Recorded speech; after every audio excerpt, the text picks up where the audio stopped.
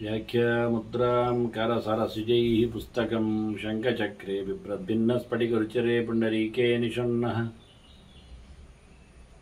अम्लानश्रीरमृतविशदेरंशुभिप्लावयन् मामाविर्भूयादनकमहिमा मानसे वागधीशः नमस्ते प्राणेश प्रणतविभवाय वनिमगाः नमः स्वामिन् रामप्रियतमनुमन् गुरुगुण नमस्तुभ्यं भीमप्रबलतमकृष्णेष्टभगवन् नमः श्रीमन्मध्वप्रदिश सुदर्शन्नो जय जय श्रीगुरुभ्यो नमः नारायणं सुरगुरुं जगदेकनाथं भक्तप्रियं सकललोकनमस्कृतं च त्रैगुण्यवर्जितमजं विभुमाद्यमीशं वन्दे भवग्रम् अमरासुरसिद्धवन्द्यं नारायणं नमस्कृत्य नरं चैव नरोत्तमं देवीं सरस्वतीं व्यासं ततो जयमुदीरये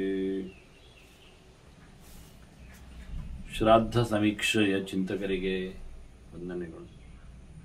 21ನೆಯ ಪ್ರವಚನ. ಬಹಳ ಹಿಂದೆ ಹೊತ್ತೂರು ಶ್ರೀಯುತ ವೇಣುಗೋಪಾಲ್ ರಾಯರು ಚೆನ್ನೈಯಿಂದ ಉಡುಪಿಗೆ ಬಂದಾಗ ಕೆಲವು ಪಾಠಗಳಿಗಾಗಿ ದಂಪತಿಗಳು ಉಡುಪಿಯಲ್ಲಿ ನೆಲೆಗೊಂಡರು.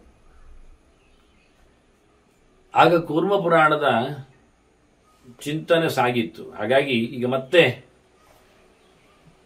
ಅವರ ಅಭಿಪ್ರಾಯದ ಮೇರೆಗೆ ಕೂರ್ಮ ಪುರಾಣದಲ್ಲಿನ ಶ್ರಾದ್ದ ಚಿಂತನೆಗಳನ್ನು ಈ ಸಮೀಕ್ಷೆಯ ಯಾದಿಯಲ್ಲಿ ನೋಡ್ತಾ ಇದ್ದೇವೆ. ಮುಖ್ಯವಾಗಿ ಶ್ರಾದ್ದಕ್ಕೆ ಬೇಕಾಗಿರತಕ್ಕ ವ್ಯಕ್ತಿಗಳ ಬಗ್ಗೆ ನಾವು ನಿನ್ನೆ ಕೆಲವರನ್ನು ಪರಿಚಯಿಸಿಕೊಂಡ್ರೆ, ಯಾರಿಗೆ ಶ್ರಾದ್ದ ಊಟಕ್ಕೆ ಕರೆಯಬಾರದು, ಮುಖ್ಯವಾಗಿ ಪಿತೃಸ್ಥಾನಗಳಲ್ಲಿ ದೇವಸ್ಥಾನಗಳಲ್ಲಿ ಅಂತ ಅರ್ಥ. ಶ್ರಾದ್ಧೆ ಕುರಿಯ ನವಿಸ್ತರಂ ಅಂತ ವ್ಯಾಸರು ಹೇಳಿದ್ದರಿಂದ ಈ 5 ಜನರಲ್ಲಿ ಕೊನೆಯ ಪಕ್ಷ 2 ಜನರನ್ನಾದರೂ ಒಂದೊಂದಕ್ಕೆ ಒಂದೊಂದು ಅಂತ ಹೇಳಿಕೊಂಡಿದ್ದಾರೆ. ಈ 5ರಲ್ಲಿ ಯೋಗ್ಯತೆಯ ಬಗ್ಗೆ ಪರೀಕ್ಷೆ ಮಾಡಲಿಕ್ಕೆ ಉಂಟು ಅಂತ ಹೇಳುತ್ತಾ ದೇಶದ ಬಗ್ಗೆ ಕಾಲದ ಬಗ್ಗೆ ಎಲ್ಲ ಹೇಳಿಕೊಂಡ ವ್ಯಾಸರು ಪಾತ್ರದ ಬಗ್ಗೆ ವ್ಯಕ್ತಿಯ ಬಗ್ಗೆ ಹೇಳುತ್ತಾ ಯಾರನ್ನು ಊಟಕ್ಕೆ ಕರಿಬಾರದು ಎನ್ನುವುದರ ಕೆಲವು ಪಟ್ಟಿಯನ್ನು ಹೇಳುತ್ತಾರೆ. ಅದರಲ್ಲೆಲ್ಲ ನಾವೆಲ್ಲಿದ್ದೇವೆ ಅಂತ ನೋಡಬಹುದು. ಮಿತ್ರನನ್ನು ಊಟಕ್ಕೆ ಕರಿಬಾರದು ಅಂತ ಹೇಳಿಬಿಟ್ರು. ಲೆಕ್ಕಾಚಾರಕ್ಕಾಗುವಾಗ ಮಿತ್ರನು ಬೇಡ ನಮಗೆ ಅಂತ. ನ ಶ್ರಾದ್ಧೆ ಭೋಜೇನ್ ಮಿತ್ರಂ. ಅಲ್ಲ, ಮಿತ್ರನಲ್ವಾ, ಗೆಳೆಯನಲ್ವಾ, ನಮಗೆ ಕೆಲಸಗಳಿಗೆಲ್ಲ ಬೇಕಾಗ್ತಾನಲ್ಲ, ಅವನನ್ನು ನಾವು ಇಟ್ಟುಕೊಳ್ಬೇಕಲ್ವಾ ಕೇಳಿದ್ರೆ. ಅದಕ್ಕೆ ಹೇಳ್ತಾರೆ ಧನೈಕಾರ್ಯಸ್ಯ ಸಂಗ್ರಹ. ಅವನಿಗೆ ನೀವು ದುಡ್ಡು ಕೊಡಿ, ಊಟಕ್ಕೆ ಕರಿಬೇಡಿ, ಇದಕ್ಕೆ ವ್ಯವಸ್ಥೆಯಲ್ಲಿ ಕುಳ್ಳಿರಿಸಬೇಡಿ, ಯಾಕೆ ಬೇಕವನ್ ನಮಗೆ ಅಂತ. ಅವನ ನೀವು ದುಡ್ಡು ಕೊಟ್ಟರೆ ಆಯ್ತು. ಇಲ್ಲಿ ಒಂದೊಮ್ಮೆ ನೀವು ಅವನನ್ನು ಕುಳ್ಳಿರಿಸಿ ಊಟ ಹಾಕಿ ಶ್ರಾದ್ದ ಮಾಡಿಸುವ ಕತೆ ಮಾಡಿದರೆ ಅವನನ್ನು ಇಲ್ಲಿ ಸಹ ನೀವು ದುಡ್ಡಿನಲ್ಲಿ ಪರ್ಚೇಸ್ ಮಾಡಿದಾಗ ಆಗ್ತದೆ. ನಿಮ್ಮ ಕಾರ್ಯಕ್ಕೋಸ್ಕರ ಅವನನ್ನು ತಂತ್ರದಲ್ಲಿ ಬಳಸಿದಾಗ ಆಗ್ತದೆ. ಹಾಗಾಗಿ ಅವನಿಗೆ ಕೊಟ್ಟುಕೊಂಡು ಮಾಡಿದ ಶ್ರಾದ್ದಗಳಲ್ಲಿ ಆ ದಕ್ಷಿಣೆ ಪೈಶಾಚಿ ದಕ್ಷಿಣಾಸಾಹಿ, ಅದಕ್ಕೆ ಪಿಶಾಚಿ ಹಿಡಿದ ದಕ್ಷಿಣೆ ಅಂತ ನಾವು ಕರಿತೇವೆ ಅಂತ ಕರೆದಿದ್ದಾರೆ. ಸಾಮಾನ್ಯವಾಗಿ ಹಾಳು ಕೆಲಸಗಳನ್ನು ಅನೇಕ ಶಬ್ದಗಳಲ್ಲಿ ಕರೀತಾರೆ. ಅಸತ್ ಅಂತ ಹೇಳುತ್ತಾರೆ, ಆಸುರ ಅಂತಾರೆ, ರಾಕ್ಷಸ ಅಂತಾರೆ, ಕೆಲವೊಮ್ಮೆ ಪಿಶಾಚ ಅಂತ ಹೇಳಿಬಿಡ್ತಾರೆ. ಹಾಗಾಗಿ ಇದನ್ನು ಪೈಶಾಚಿ ದಕ್ಷಿಣ ಅಂತ ಕರೆದು, ಈ ಮದುವೆಯಲ್ಲಿ ಕರೀತಿಲ್ವಾ, ಬ್ರಾಹ್ಮ ವಿವಾಹ ಕರೆದ ಹಾಗೆ ಕೊನೆಗೆ ಆಸರ ವಿವಾಹ, ಪಿಶಾಚ ವಿವಾಹ, ಪೈಶಾಚಿ ವಿವಾಹ ಅಂತ ಹೇಳಿಕೊಂಡ್ರು. ಎಗರಿಸಿಕೊಳ್ಳುವ, ಮತ್ತು ಬರಿಸಿ ಎಳೆದೊಯ್ಯುವ ಇಂಥ ಕರ್ಮಗಳಲ್ಲಿ. ಹಾಗಾಗಿ ಇಲ್ಲಿ ಹೇಳುತ್ತಾರೆ ಇದು ದಕ್ಷಿಣೆ ಸರಿ ಇಲ್ಲ, ಇದು ಹಾಳು ದಕ್ಷಿಣೆ ಅನಿಸ್ತದೆ. ಅದರಿಂದ ನೈವಾಪುತ್ರ ಫಲಪ್ರದ, ನಿಮಗೆ ಇಲ್ಲಿಯೂ ಯೋಗ್ಯತೆ ಕ್ಷೇಮ ಇಲ್ಲ, ಜನ್ಮಾಂತರದಲ್ಲಿ ನಿಮಗೆ ಸದ್ಗತಿ ಆಗುವುದಿಲ್ಲ, ಯೋಗ್ಯತಾಣ ಲಭಿಸುವುದಿಲ್ಲ. ಹಾಗಾಗಿ ಮಿತ್ರನನ್ನು ಊಟಕ್ಕೆ ಕರೆದು ಶ್ರಾದ್ದದ ಕೆಲಸವನ್ನು ಕೆಡಿಸಬೇಡಿ ಅಂತ ವ್ಯಾಸರು ಗುರುತಿಸ್ತಾರೆ. ಏನಿದ್ರು ಫ್ರೆಂಡ್ಸ್ಗಳೇ, ಅದು ಮತ್ತೆ ಊಟ ಮಾಡ್ಲಿಕ್ಕೆ ಅದು ಪ್ರತ್ಯೇಕ ವ್ಯವಸ್ಥೆ. ಈ ವ್ಯವಸ್ಥೆಯಲ್ಲಿ ಕರ್ಮಾಂಗದಲ್ಲಿ ಬರುವುದಿಲ್ಲ. ಹಾಗಾದ್ರೆ ಒಬ್ಬ ಶತ್ರು ಇದ್ದಾನೆ, ಅವನನ್ನು ಕರಿತೇನೆ. ಈಗ ಮಿತ್ರ ಇದ್ದಾನೆ, ಓದಿಕೊಂಡವ ಅಂತ ಹೇಳುವುದೀಗ ನಮಗೆ ಅದು ಮುಖ್ಯ ಬೇಕೇ ಬೇಕು, ಜ್ಞಾನಿಯಾಗಿರಬೇಕು. ಆದ್ರೂ ನಮಗೆ ಮಿತ್ರತ್ವ ಎನ್ನತಕ್ಕ ಉಪಾಧಿಯಿಂದಾಗಿ ಅವನು ತ್ಯಾಜ್ಯನಾಗ್ತಾನೆ ಒಂದು ದೃಷ್ಟಿಯಿಂದ. ಈಗ ಒಬ್ಬ ಶತ್ರು ಇದ್ದಾನೆ, ಅವನು ಓದಿಕೊಂಡಿದ್ದಾನೆ, ಕರೆದು ಬಿಡುವ ಕೇಳಿದ್ರೆ ಬೇಡ ಮಾರಾಯ ಅಂತಾರೆ ವ್ಯಾಸರು. ಶತ್ರುವಿಗಂತೂ ಹಾಕಲೇಬಾರದು, ಅವನು ನಮ್ಮ ಶತ್ರು. ಓದಿಕೊಂಡಿದ್ದರು, ಅಧ್ಯಯನಶೀಲನಾಗಿದ್ದರು, ಯೋಗ್ಯತೆ ಇದ್ದರು, ಅದರ ಬದಲಿಗೆ ನೀನು ಮಿತ್ರನಿಗೆ ಊಟ ಹಾಕು ಮಾರಾಯ ಅಂತಾರೆ. ಕಾಮಂ ಶಿರಾದ್ದೇ ಅರ್ಚೆಯನ್ನು ಮಿತ್ರಂ. ನಾಭಿ ನಮಗಾಗುವುದಿಲ್ಲ, ಯಾಕೆಂದ್ರೆ ನಮಗವನು ವಿಶೇಷ ಅಲ್ಲ, ನಾಭಿರೂಪ. ನಮಗೆ ಅನುಕೂಲವಾಗಿದ್ದಾನ ಶತ್ರು? ಇಲ್ಲ ಅಲ್ವಾ, ನಮ್ಮನ್ನು ದ್ವೇಷಿಸುವವನಲ್ಲ ಅವನು, ಆದ್ರಿಂದ ಅವನು ಶತ್ರು ಅಲ್ವಾ. ಅವನನ್ನು ನಾಭಿರೂಪವಿ ತ್ವರಿಂ, ಆ ಶತ್ರು ಆ ನೆಲೆಯಲ್ಲಿ ನೀನು ಮಿತ್ರನಿಗೆ ಊಟ ಹಾಕಿ ಮಾರೆ ಪರವಾಗಿಲ್ಲ, ಅದು ಪಿಶಾಚಿ ದಕ್ಷಿಣೆ ಆದ್ರೂ ಪರವಾಗಿಲ್ಲ. ನೀನು ಅರಿಗೆ ಊಟ ಹಾಕುವುದಕ್ಕಿಂತ ಶತ್ರುವಿಗೆ ಊಟ ಹಾಕುವುದಕ್ಕಿಂತ ಮಿತ್ರರನ್ನು ಕರೆಯುವುದರಲ್ಲಿ ಅರ್ಥ ಉಂಟು, ಯಾರಿಲ್ಲ ಅಂತಾದ್ರೆ. ಯಾಕೆ ಕೇಳಿದ್ರೆ ದುಷತಾಹಿ ಹವಿರ್ಭುಕ್ತಂ ಭವತಿ ಪ್ರೇತ್ಯ ನಿಷ್ಫಲಂ. ಸತ್ತ ಬಳಿಕ ಖಂಡಿತವಾಗಿಯೂ ವ್ಯರ್ಥ ಆಗಿ ಬಿಡುತ್ತದೆ, ಲಾಭ ಇಲ್ಲ ಆಗ್ತದೆ. ಶತ್ರು ಊಟ ಮಾಡಿದರೆ ಶತ್ರುವಿಗೆ ಹವಿಸ್ಸಿನ ಊಟ ಹಾಕಬೇಡ, ಯಾಕೆ ಮನಸ್ಸು ಆಗುವುದಿಲ್ಲ. ಆಗ ಬೈದುಕೊಂಡು ಹಾಕ್ತೇವೆ, ಅನಿವಾರ್ಯ ಅಂತ ಹೇಳಿಕೊಂಡು ತಲೆಯೊಳಗೆ ಕಚ್ಚಿಕೊಳ್ಳುತ್ತದೆ. ಆದ್ರಿಂದ ಅದರ ಬದಲಿಗೆ ನೀನು ಬೇಕಾದ್ರೆ ಜನ ಇಲ್ಲ ಅಂತೇಳಿ ಮಿತ್ರನನ್ನೇ ಬೇಕಾದ್ರೆ ಕರೆದು ಬಿಡು ಮಾರಾಯ, ಆಗುವುದಿಲ್ಲ. ಮತ್ತೆ ನಮಗೆ ಮಿತ್ರ ಬೇಡ, ತಿಳಿದವ ಶತ್ರು ಆಗುವುದಿಲ್ಲ, ತಿಳಿದವನು ಸಿಗುವುದಿಲ್ಲ. ಯಾರನ್ನಾದ್ರೂ ಕರೆದ ಹಾಕ್ತೇನೆ ಹೇಳಿದ್ರೆ ಬೇಡ. ಬ್ರಾಹ್ಮಣೋ ಹಿ ಅನಧೀಯಾನಃ ತೃಣಾಗ್ನಿರಿವ ಶಾಮ್ಯತಿ. ಜ್ಞಾನಿಯಾಗದವ, ವೇದ ಓದಿಕೊಳ್ಳದವ, ಶಾಸ್ತ್ರ ತಿಳಿಯದವ ಅವನು ಯೋಗ್ಯನಲ್ಲ. ಅವನು ಅಂತವನು ಜಾತಿಯಲ್ಲಿ ಹುಟ್ಟಿ ಬಂದಿದ್ದರೂ ನಮಗೆ ಯೋಗ್ಯನಾಗುವುದಿಲ್ಲ. ಹೇಗೆ ಗೆಳೆಯ? ತೃಣಾಗ್ನಿರಿವ ಶಾಮ್ಯತೆ. ನಾವು ಬೆಂಕಿಯನ್ನು ಹುಲ್ಲಿನ ಮೇಲೆ ಹಾಕಿದ ಹಾಗೆ, ಅದು ಉರಿಯುವುದಿಲ್ಲ, ಅಗ್ನಿ ಶಾಂತ ಆಗಿ ಹೋಗ್ತದೆ. ಹಾಗಾಗಿ ನಾವು ಅದನ್ನು ಬೆಳೆಸಬೇಕು ಅಂತಾದ್ರೆ ಅದಕ್ಕೆ ಬೇಕಾದಂತ ಉರುವಲಿರಬೇಕು. ಹಾಗಾಗಿ ನಮ್ಮ ಅಗ್ನಿ ಮಂದಾಗಿ ಹೋಗ್ತಾನೆ. ತಸ್ಮೈ ಹವ್ಯನ್ ಅದಾತವ್ಯಂ ನಹಿ ಭಸ್ಮನಿ ಹೂಯತ್. ಎಲ್ಲಿ ಅಗ್ನಿ ಇಲ್ಲ ಆಗಿ ಬಿಡ್ತದೆ ಅಲ್ಲಿ ಭಸ್ಮ ಉಳಿತದಲ್ವಾ, ಹಾಗೆ ಭಸ್ಮದಲ್ಲಿ ಹೋಮ ಮಾಡಿದಾಗ ಆಯ್ತು. ಯಾರಾದ್ರೂ ಭಸ್ಮದಲ್ಲಿ ಹೋಮ ಮಾಡ್ತಾರ? ಆಹುತಿ ಅದು ಮುಗಿದೋಗುತ್ತಾ, ಕಳೆದೋಗುತ್ತಾ? ಇಲ್ಲ, ಹಾಗೆ ಉಳಿಯುತ್ತೆ. ಹಾಗಾಗಿ ಅಗ್ನಿಕುಂಡದಲ್ಲಿ ಅಗ್ನಿ ಉರಿಯುತ್ತಿರುವಾಗಲೇ ಆಹುತಿ ಕೊಡಬೇಕು ಅಂತ ವಿಧಾನ. ಅದಕ್ಕೊಬ್ಬ ಜನ ಇರ್ತಾನೆ, ಅಗ್ನಿಧ್ರ, ಬೆಂಕಿಯನ್ನು ನೋಡಿಕೊಳ್ಳುವವ, ಅಗ್ನಿತ್. ಹಾಗಾಗಿ ಒಬ್ಬ ಜ್ಞಾನದ ಅಗ್ನಿ ಇಲ್ಲದವನಲ್ಲಿ ನೀವು ಹವಿಸ್ಸನ್ನು ಕೊಟ್ಟರೆ, ಕುಂಡದಲ್ಲಿ ಅಗ್ನಿ ಇಲ್ಲದಿದ್ದಾಗ ಭಸ್ಮದ ಮೇಲೆ ಹವಿಸ್ಸು ಹಾಕಿದಂತೆ ವ್ಯರ್ಥ ಆಗ್ತದೆ. ಅದು ದೇವತೆಗಳಿಗೆ ಸಿಗುವುದಿಲ್ಲ, ಸದ್ಗತಿಪ್ರದ ಆಗುವುದಿಲ್ಲ. ಹವ್ಯ ವ್ಯರ್ಥ, ಆಹುತಿ ವ್ಯರ್ಥ. ಮತ್ತೊಂದು ದೃಷ್ಟಾಂತ ಹೇಳ್ತಾರೆ, ಅದು ವ್ಯರ್ಥ ಅಂತ ಅಷ್ಟೇ ಅಲ್ಲ, ಅನರ್ಥಕಾರಿ ಅಂತ ಹೇಳಲಿಕ್ಕೋಸ್ಕರ ಮತ್ತೊಂದು ಹೇಳ್ತಾರೆ. ಯಥಾ ಈರಿಣೆ ಬೀಜ ಮೌತ್ವ ನವಪ್ತ ಲಭತೆ ಫಲಂ. ಮರುಭೂಮಿಯಲ್ಲಿ ನೀರ ಪಸೆ ಇಲ್ಲದ, ಗಟ್ಟಿ ಮಣ್ಣಲ್ಲದ, ವೈಗೆ ಪ್ರದೇಶ, ಜೌಗು ಪ್ರದೇಶ ಅಲ್ಲದ ವೈಗೆ ಪ್ರದೇಶಗಳಲ್ಲಿ ನೀವು ಬೀಜ ಹಾಕಿದ್ರೆ ಏನಾಗ್ತದೆ? ಮೊಳಕೆ ಬರುವುದಿಲ್ಲ, ಪ್ರಯೋಜನ ಇಲ್ಲ. ಸಮುದ್ರದ ದಡದ ಆಚೆಗೆ ನೀರು ಬಡಿಯದ ತಾಣಕ್ಕೆ ಹೋಗಿ ನೀವು ಬೀಜ ಹಾಕಿದ್ರೆ ಏನಾಯ್ತು? ಏನಿಲ್ಲ. ಬಿಸಿ ಹೊಯ್ಗೆ ಅಡಿಯಲ್ಲಿ ನಾನು ಎಲ್ಲ ಭತ್ತ ಎಲ್ಲ ಹಾಕಿ ಬಂದಿದ್ದೇನೆ, ಇನ್ನೊಂದು ತಿಂಗಳಲ್ಲಿ ಮೊಳಕೆ ಬಂದು ಗಿಡ ಆಗ್ತದೆ ಅಂತ ಏನಾಗುದಿಲ್ಲ. ನೀರು ಬೀಳದ ತಾಣ, ಬಹಳ ದೂರದ ಮರಳಿನ ಜಾಗ, ಸುಡುಗಾಡು ಒಂದು ದೃಷ್ಟಿಯಿಂದ ನೋಡಿಕೊಂಡ್ರೆ. ಅಂತ ಮರುಭೂಮಿಯಲ್ಲಿ ಬಿತ್ತಿದ ಬೀಜ ಹೇಗೆ ನಮಗೆ ಮೊಳಕೆ ಬರುವುದಿಲ್ಲವೋ ಹಾಗೆ ತತ ಅನೃಚೆ ಹವಿರ್ ದತ್ವ ನದಾತ ಲಭತೆ ಪರಂ. ಹಾಗೆ ವೇದ ಓದದವನಿಗೆ, ಭಗವದೆಚ್ಚರಿಲ್ಲದವನಿಗೆ, ಜ್ಞಾನಿ ಆಗದವನಿಗೆ, ಅಂತವನಿಗೆ ನೀನು ಕೊಟ್ಟು ಏನು ಪ್ರಯೋಜನ ಇಲ್ಲ, ವ್ಯರ್ಥ ಆಗ್ತದೆ, ಮರುಭೂಮಿಯ ಬೀಜದಂತೆ ಅಂತಾನೆ. ಒಂದೊಮ್ಮೆ ಅಂತವರಿಗೆಲ್ಲ ಊಟ ಹಾಕಿ ಬಿಟ್ರೆ ತಿಳಿಯದವ ಓದಿಕೊಳ್ಳದವ, ಜ್ಞಾನ ಇಲ್ಲದವ, ವ್ಯರ್ಥನಾದವನು ಒಮ್ಮೆ ಊಟ ಮಾಡಿದರೆ ಅವನ ಊಟದ ಲೆಕ್ಕಾಚಾರದಿಂದ ಅವನಿಗೆ ಪೆಟ್ಟುಂಟು. ಮತ್ತೆ ಯಾವತಃ ಗ್ರಸತೆ ಪಿಂಡಾನ್ ಹವ್ಯ ಕವಿಯೇಶು ಅಮಂತ್ರವಿತ್. ಅಮಂತ್ರವಿತ್ ಚೆನ್ನಾಗಿ ವೇದ ಮಂತ್ರಾದಿಗಳನ್ನೆಲ್ಲ ತಿಳಿದುಕೊಳ್ಳದವ ಒಂದೊಮ್ಮೆ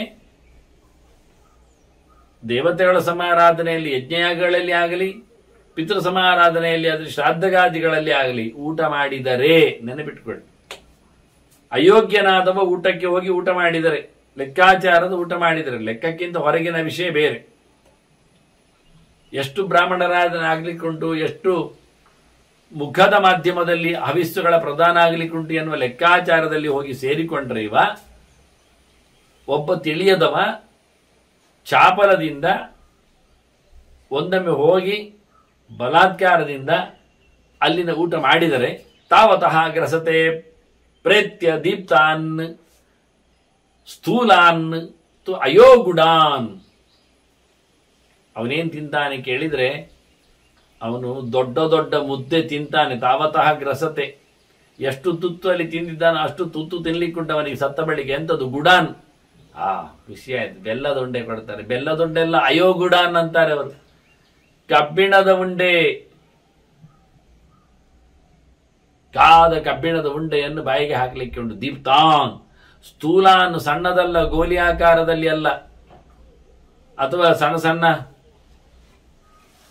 ಆಗಿರತಕ್ಕಂತ ಒಂದು ಮಾತ್ರೆ ಅಂತದ್ದೆಲ್ಲ, ಬಿಲ್ಲೆ ಅಂತದ್ದೆಲ್ಲ ಅಲ್ಲ, ದೊಡ್ಡ ದೊಡ್ಡ ದಪ್ಪ ದಪ್ಪನೆಯ ಬೆಂಕಿ ಚೆಂಡುಗಳನ್ನು, ಕಬ್ಬಿಣದ ಉಂಡೆಗಳನ್ನು ಆತ ತಿನ್ನಬೇಕಾಗತ್ತೆ. ಚಾಪಲದಲ್ಲಿ ಒಂದೊಮ್ಮೆ ತಿಳಿಯದ ಊಟಕ್ಕೆ ತೆರಳಿ ಊಟ ಮಾಡಿ ಬಂದ್ರೆ ಅಂತ ಹೇಳಿ ಜೋರ್ ಮಾಡ್ತಾರೆ. ಅವನ ಮಾಧ್ಯಮದಲ್ಲಿ ದೇವತೆಗಳಿಗೆ ಪಿತೃಗಳಿಗೆ ಸಮಾರಾಧನೆ ಆಗ್ಲಿಕ್ಕೆ ಉಂಟಲ್ಲ, ಅದನ್ನ ಮಾಧ್ಯಮದ ಪರಿಚಯ, ಪಾತ್ರ ಚಿಂತನೆ ಬಹಳ ಚೆನ್ನಾಗಿ ಮಾಡಿದ್ದಾರೆ ವ್ಯಾಸರು. ಅಪಿ ವಿದ್ಯಾಬಲೈಹಿ ಯುಕ್ತಾಃ ಹೀನವೃತ್ತಾಃ ನರಾಧಮಾಃ ಯತ್ರೈತೆ ಭುಂಜತೆ ಹವ್ಯಂ ತದ್ಭವೇತ್ ಆಸುರಂ ದ್ವಿಜಾಃ. ಒಳ್ಳೆ ಓದಿಕೊಂಡಿದ್ದಾನೆ, ವಿದ್ಯಾ ಮತ್ತೆ ಕುಲ ಒಳ್ಳೆದಿದೆ, ಒಳ್ಳೆ ವಂಶದಲ್ಲಿ ಬಂದವ, ಒಳ್ಳೆ ಓದಿಕೊಂಡವ. ಆದ್ರೇನಾಯ್ತು, ಅವನ ಯೋಗ್ಯತೆಯನ್ನು ಕೇಳಿದ್ರೆ ಹಾಳು ಕೆಲಸ ಮಾಡೋದು, ಹೀನವೃತ್ತ, ಕ್ಯಾರೆಕ್ಟರ್ಲೆಸ್ ಪರ್ಸನ್ ಅವ. ಅಯೋಗ್ಯವಾದ ಆಚಾರಗಳಲ್ಲಿ ಅವನು ತೊಡಗಿದ್ದಾನೆ. ಏನೋ ಕುಡಿತಾನೋ, ತಿನ್ನುತ್ತಾನೋ, ಹಿಡಿತಾನೋ, ಯಾವುದೋ ನೆಲೆಯಲ್ಲಿ ಧರ್ಮ ವಿರುದ್ಧವಾದ ಕರ್ಮಗಳಲ್ಲಿ ಆತ ತೊಡಗಿದ್ದರೆ ಅಂತವನನ್ನು ನಾವು ನರಾಧಮ ಅಂತ ಗುರುತಿಸ್ತೇವೆ. ವೇದ ವಿರುದ್ಧವಾದ, ವೇದ ನಿಷಿದ್ಧವಾದ ಕರ್ಮಗಳಲ್ಲಿ ತೊಡಗಿದ್ದರಿಂದ ಅಂಥವನೊಂದೊಮ್ಮೆ ಓದಿಕೊಂಡವನಿದ್ದರೂ, ಕುಲೀನನಾಗಿದ್ದರೂ, ದೊಡ್ಡ ವಂಶದವನಾಗಿದ್ದರೂ ಅವನು ಊಟ ಮಾಡಿದರೆ ಎತ್ರೈತೆ ಭುಂಜತೆ ಅವ್ಯಂ, ಹಾಗೆ ಮಾಡಿದರೆ ತದ್ಭವೇದ ಆಸುರ, ಅದು ಅಸುರರಿಗೆ ಕೊಟ್ಟ ಹಾಗೆ ಆಗ್ತದೆ. ಆ ಕರ್ಮ ಆಸುರ ಆಗ್ತದೆ, ಉದ್ಧಾರ ಆಗುವುದಿಲ್ಲ, ಅದು ದೈವ ಪೈತ್ರ್ಯ ಅಂತ ಅನಿಸಿಕೊಳ್ಳುವುದಿಲ್ಲ. ಯಸ್ಯ ವೇದಶ್ಚ ವೇದೀಚ. ನೋಡಿ, ಇನ್ನೂ ಒಂದು ಮಾತು ಹೇಳ್ತಾರೆ, ಯಾರಾಗುವುದಿಲ್ಲ ಎನ್ನುವುದಕ್ಕೆ. ವಿಚ್ಛಿದ್ಯೇತೆ ತ್ರಿಪುರುಷ, ಯಾರ 3 ತಲೆಮಾರಿನಿಂದ ಓದುಗರೆ ಇಲ್ಲವೋ, ಅದನ್ನು ನವಮನೆತನದಲ್ಲಿ ವೇದ ಓದುವಂಥದ್ದು ನಮ್ಮ ಅಪ್ಪನ ಕಾಲದಲ್ಲಿ, ಅಪ್ಪನ ಅಂದ್ರೆ ಪಿಜ್ಜನ ಕಾಲದಲ್ಲಿ, ಹಿರಿಯಜ್ಜನ ಕಾಲದಲ್ಲಿ ನಿಂತು ಹೋಗಿದೆ ಅಂತ ಆದ್ರೆ ಅವನು ಯೋಗ್ಯನಲ್ಲ. 3 ತಲೆಮಾರಿನ ಹಿಂದೆ ವೇದ ವಿಚ್ಛೇದ ಆಗಿದ್ರೆ, 3 ತಲೆಮಾರಿನ ಹಿಂದೆ ಯಜ್ಞಯಾಗಗಳು ನಿಂತು ಹೋಗಿದ್ರೆ ಆ ಮನೆತನದಲ್ಲಿ ಯಾರಿಗೂ ಊಟ ಹಾಕ್ಲಿಕ್ಕಿಲ್ಲ, ಪ್ರಯೋಜನ ಇಲ್ಲ. ಸವೈ ದುರ್ಬ್ರಾಹ್ಮಣ, ಅವನನ್ನು ನಾವು ಕೆಟ್ಟ ಮನುಷ್ಯ ಅಂತ ಕರಿತೇವೆ, ಕೆಟ್ಟ ಬ್ರಾಹ್ಮಣ ಅಂತ ಕರಿತೇವೆ. ನಾರ್ಹ ಶ್ರಾದ್ದಾದಿಷು ಕದಾಚನ, ಅವನು ಶ್ರಾದ್ದ ಹೋಮ ವ್ರತ ನಿಯಮಗಳಿಗೆಲ್ಲ ಅವನು ಯೋಗ್ಯನೇ ಅಲ್ಲ, ಅವನನ್ನು ಕರೀಲಿಕ್ಕಿಲ್ಲ. ವ್ರತೋದ್ಯಾಪನೆಗೆ, ದೇವರ ಯಜ್ಞಯಾಗಾದಿಗಳಿಗೆ, ಪಿತೃಗಳ ಕರ್ಮಾರಾಧನೆಗಳಲ್ಲಿ ಅವನು ಪಾತ್ರನಾಗುವುದಿಲ್ಲ. ಯಾಕೆ? ಅವನ ತಲೆಮಾರಿನ ಹಿಂದೆ ನಿಂತೋಗಿದದು, ವಿಚ್ಛೇದ ಅಂದ್ರೆ ಲಿಂಕ್ ತಪ್ಪಿದೆ, ಪರಂಪರೆ ಶೂನ್ಯವಾಗಿದೆ. ಮತ್ತೆ ಹೇಳ್ತಾರೆ, ಶೂದ್ರ ಪ್ರೇಷ್ಯ ಭೃತಃ ರಾಜ್ಞ ವೃಷಲ ಗ್ರಾಮಯಾಜಕ ವದ ಬಂಧೋಪಜೀವೀಚ ಷಡೇತೆ ಬ್ರಾಹ್ಮಣ ಬ್ರುವಃ. ಇವರನ್ನು ನಾವು ಷಡೇತೆ ಬ್ರಹ್ಮ ಬಂಧವ, ಇವರನ್ನು ನಾವು ಬ್ರಹ್ಮ ಬಂಧುಗಳು ಅಂತ ಕರಿತೇವೆ. ಇವರಿಗೆ ಬ್ರಾಹ್ಮಣ್ಯ ಬಂಧು ಹೋಗ್ತದೆ. ಇವರ ಬಂಧುಗಳು ಬ್ರಾಹ್ಮಣರಿದ್ದಾರೆ ಅಷ್ಟೇ. ಯಾರೆಲ್ಲ ಕೇಳಿದ್ರೆ 6 ಜನ ಶೂದ್ರ ಪ್ರೇಷ್ಯ. ನೀಚರ ಕೆಲಸ ಮಾಡುವವ, ಸಂಸ್ಕಾರಹೀನರಲ್ಲಿ ಅಡಿಯಾಳಾಗಿ ನಿಂತವ. ಅಂದ್ರೆ ವೃತ್ತಿಯ ಬಗ್ಗೆ ಮಾತಾಡಿದಾಗ 6 ವೃತ್ತಿಗಳ ಬಗ್ಗೆ ಹೇಳ್ತಾರಲ್ಲ, ಅದರಲ್ಲಿ ಒಳ್ಳೆ ವೃತ್ತಿ ಯಾವುದು ಕೇಳಿದ್ರೆ, ಈ ಕಟಾವಾದ ಬಳಿಕ ಗದ್ದೆಯಲ್ಲಿದ್ದ ಕಾಳುಗಳನ್ನು ಎಕ್ಕಿ ತಂದು ಊಟೋಪಚಾರಗಳಲ್ಲಿ ಬದುಕುವಂಥದ್ದು. ಋತ ಮುಂಚೆ ಶಿಲಂ ಪ್ರೋಕ್ತ, ಇದು ಋತವೃತ್ತಿ. ಅಮೃತಂ ಯದಯಾಚಿತ, ಯಾರತ್ರ ಕೇಳದೆ ಬೇಡದೆ ಯಾರಾದ್ರೂ ಏನ ತಂದು ಕೊಟ್ಟರೆ ಬದುಕುವುದು, ಅದು ಅಮೃತ ವೃತ್ತಿ. ಮೃತದ್ದು ನಿತ್ಯಾನ್ಯಾಸ್ಯ, ದಿನಾ ಹೋಗಿ ಯಾರತ್ರ ಆದ್ರೂ ಬೇಡಿ ತಿನ್ನುವುದುಂಟಲ್ಲ, ಅದು ಸತ್ತವಾಳ್, ಬೇಸತ್ತವಾಳ್, ಮೃತವೃತ್ತಿ ಅದು. ಪ್ರವೃತಂ ಕರ್ಷಣಂ ಸ್ಮೃತಂ, ಬೇಡುವುದಿಲ್ಲ ಅಂತ ನಾವೇ ಕೊಟ್ರೆ ಹಾಕಿ ಗುದ್ದಿಲಿ ಎಸೆದು ಬೀಜ ಬಿತ್ತಿ ಶುರು ಮಾಡಿದ್ರೆ ಗದ್ದೆ ಕೆಲಸದಲ್ಲಿ ಊಟಕ್ಕೆ ವ್ಯವಸ್ಥೆ ಮಾಡಿಕೊಂಡ್ರೆ ಇದು ಸಾಯಿಸಿದ ಬಾಳು. ಆ ಲೆಕ್ಕದಲ್ಲಿ ತಾನು ದುಡಿತಾನೆ, ದುಡ್ಕೊಳ್ಳುವಾಗ ನೆಲದಲ್ಲಿದ್ದಂಥ ಕೀಟಕ್ರಿಮಿಗಳನ್ನೆಲ್ಲ ಸಾಯಿಸ್ತಾನೆ. ಇದು ದೊಡ್ಡ ಕೊಲೆ ವೃತ್ತಿ ಇದು ಆ ಲೆಕ್ಕಾಚಾರದಲ್ಲಿ. ಮತ್ತೆ ಸತ್ಯಾನೃತಂತು ವಾಣಿಜ್ಯ, ಇನ್ನೊಂದು ವ್ಯಾಪಾರ ವ್ಯವಹಾರ, ಅಂಗಡಿ ಮುಟ್ಟು ಮುಂತಾದ್ದು ಎಲ್ಲವೂ ಇದು ಬ್ಯಾಂಕ್ ಬರ್ತದೆ, ಎಲ್ಲ ಸೇರ್ತದೆ. ಈ ವ್ಯವಹಾರ ಕ್ಷೇತ್ರದಲ್ಲಿ ನಿಂತರೆ ಇದು ಸುಳ್ಳು ಸತ್ಯದ್ದು ಕಂತೆ, ಇದು ಕೊಂಪೆ. ಪೂರಾ ಸತ್ಯವಾಗಿದ್ರೂ ಇವನಿಗೆ ಲಾಭ ಆಗುವುದಿಲ್ಲ, ಪೂರಾ ಸುಳ್ಳಾದ್ರೂ ಇವನಿಗೆ ವ್ಯಾಪಾರ ಆಗುವುದಿಲ್ಲ. ಆದ್ರಿಂದ ಅರ್ಧಂಬರ್ಧ ಕಲಬೆರಕೆ, ಅತ್ತ ತುಪ್ಪ ಅಂತೇಳಿ ಒರೆಸಬೇಕು, ಮ್ಯಾರೋಸ್ ಮಜ್ಜಗಳನ್ನೆಲ್ಲ ಆ ಮಾಂಸ ಮತ್ತು ಎಲುಬಿನ ಮಧ್ಯದನ್ನೆಲ್ಲ ಹಾಕಬೇಕು. ಪ್ರಾಣಿಜನ್ಯ ಕೊಬ್ಬನ್ನು ಬಿಸಿ ಮಾಡಿ ಅದನ್ನು ಬಿಳಿ ಬರ್ತದೆ ದ್ರವ ತುಪ್ಪದಂತೆ ಅದನ್ನು ಸೇರಿಸಿಕೊಂಡು ನಡೆಸಬೇಕು. ಎಲ್ಲ ಕಡೆಯೂ ಕಲಬೆರಕೆ. ಅದೊಂದು ಮಾತ್ರ ಅಲ್ಲ, ಚಾಪುಡಿಯಲ್ಲಿಯೂ ಹಾಗೆ, ಜೇನುತುಪ್ಪದಲ್ಲಿಯೂ ಹಾಗೆ, ಹಾಲಿನಲ್ಲಿಯೂ ಹಾಗೆ. ಯಾವುದರ ಹಾಲುಗಳು ಅಮೋನಿಯಾ ಮಾಡಿದ್ದು ಕೆಲವೊಮ್ಮೆ. ಹಾಗಾದ್ರೆ ಟೋಟಲಿ ಎಲ್ಲಿ ನೋಡಿದರಲ್ಲಿ ಖಾಲಿ ಒಂದು ಲಡ್ಡುಗೆ ಮಾತ್ರ ಅಲ್ಲ, ಇದು ತಿನ್ನುವ ಸಕಲ ಪದಾರ್ಥಗಳಲ್ಲಿಯೂ ಎಣ್ಣೆಗಳು ಹಾಗೆ ಎಲ್ಲ ಅದರದ್ದು ವಾಸನೆ ಬರುವಂತೆ ಇರತಕ್ಕಂಥ ಲಿಕ್ವಿಡ್ ಹಾಕಿಕೊಂಡು, ಶೇಂಗಾ ಎಣ್ಣೆ ಆಗಲಿ ಅಥವಾ ಸನ್ಫ್ಲವರ್ ಎಣ್ಣೆ ಆಗಲಿ, ಅದರಲ್ಲಿ ಏನೂ ಇಲ್ಲ. ಸನ್ಫ್ಲವರಿಗೆ ಬೀಜಕ್ಕೆ ಕೆಜಿಗೆ 300-500 ಎಲ್ಲ ಬೇಕಾಗ್ತದೆ ರೂಪಾಯಿ. ಅದು ಒಂದು ಎಣ್ಣೆ ಕೆಜಿ ಬರಬೇಕಾದ್ರೂ 1-2-3 ಕೆಜಿ ಬೀಜ ಬೇಕಾಗತ್ತೆ ಕೆಲವೊಮ್ಮೆ. ಇದು 60-70 ರೂಪಾಯಿಗೆ ನಮಗೆ 1 ಕೆಜಿ ಸನ್ಫ್ಲವರ್ ಆಯಿಲ್ ಬರಬೇಕಾದ್ರೆ ಅದರಲ್ಲಿ ಸೂರ್ಯಕಾಂತಿ ಬೀಜವೇ ಇಲ್ಲ, ಅದರದ್ದು ರಸವೇ ಸ್ನೇಹವೇ ಇಲ್ಲ, ಪಸೆಯೇ ಇಲ್ಲ. ನಮ್ಗೆ ಗೊತ್ತೇ ಇದೆ. ಯಾಕೆಂದ್ರೆ ನಾವು ಬಹಳ ಶ್ರೀಮಂತರಲ್ಲಿ ಬದುಕ್ತಾ ಇಲ್ಲ, ಬಹಳ ಬಡವರಂತೆಯೂ ಬೀಳ್ತಾ ಇಲ್ಲ. ಕ್ಲಿಶ್ಯತಿ ಅಂತೋರಿತೋ ಜನಃ ಅಂತ ನಡುವೆ ಸಿಕ್ಕಿಕೊಂಡಿದ್ದೇವೆ ನಾವು. ನಮಗೆ ತುಪ್ಪ ಬೇಕು, ಅದು ಬೇಡ, ಶುದ್ಧ ತುಪ್ಪ ಬೇಡ, ನಮಗೂ ತುಪ್ಪ ಬೇಕು. ಇದು ಅಶ್ವತ್ಥಾಮನ ಹಾಲು ವಿಚಾರ ಇದ್ದಾಗೆ. ನಮಗೂ ಕೇಸರಿ ಬಾತು ತಿನ್ನಬೇಕು. ಎಲ್ಲಿ ಕಾಶ್ಮೀರ, ಎಲ್ಲಿ ಕೇಸರಿ, ಅದರ ರೇಟ್ ಏನು, ಅದರ ಪರಿಮಳ ಏನು. ಮತ್ತೆ ನಾವು ಪ್ಲಾಸ್ಟಿಕ್ ಇದ್ದು ಡೂಪ್ಲಿಕೇಟ್ ಮಾಡಿದ್ದು ಬಣ್ಣದ್ದು ಹಾಕಿ ಅನ್ನ ಮಾಡಿ ಕೇಸರಿ ಬಾತ್ ತಿಂತೇವೆ. ಬೇಕು ಹೇಗೆ, ನಮ್ಮ ಯೋಗ್ಯತೆ ಅಷ್ಟೇ. ಹಾಗಾಗಿ ನಮ್ಮ ಯೋಗ್ಯತೆ ಅಂದರೆ ನಮ್ಮ ಪೂಜೆ ಪುನಸ್ಕಾರಗಳು, ದೇವರ ಮಟ್ಟಿನಲ್ಲಿ ಅಲ್ಲ. ದೇವರಿಗೆ ಶುದ್ಧ ತುಪ್ಪ. ಅಯ್ಯ, ನಾವು 12 ದೀಪ ಹಚ್ಚಬೇಕ್ರಿ. ಒಂದು ದೀಪದಲ್ಲಿ ಏನು ನಮ್ದು, ನಾವು ಬಡವರೇನು, ಅದನ್ನು ಶ್ರೀಮಂತ ಹಚ್ಚುವಾಗೆ ನಾವು ಹಚ್ಚಬೇಕು. ಅವರು ಹಚ್ಚುವ ವಸ್ತುವನ್ನೇ ನಾವು ಪಡಿಬೇಕು. ನೋಡಿ, ಕರ್ಪೂರವು ಪೆಟ್ರೋಕೆಮಿಕಲ್ಸ್ ಇತ್ತು, ವಾಸನೆ. ಆದ್ರೆ ಕರ್ಪೂರ ಆರತಿ ಬೆಳಗಬೇಕು ನಾವು, ಆಗ್ಲಿಕ್ಕೆ ಉಂಟು. ಬತ್ತಿಯೋ ಪ್ಲಾಸ್ಟಿಕ್ ಮಯ, ಅದು ಶುದ್ಧವಾದ ಹತ್ತಿದ್ದಲ್ಲ.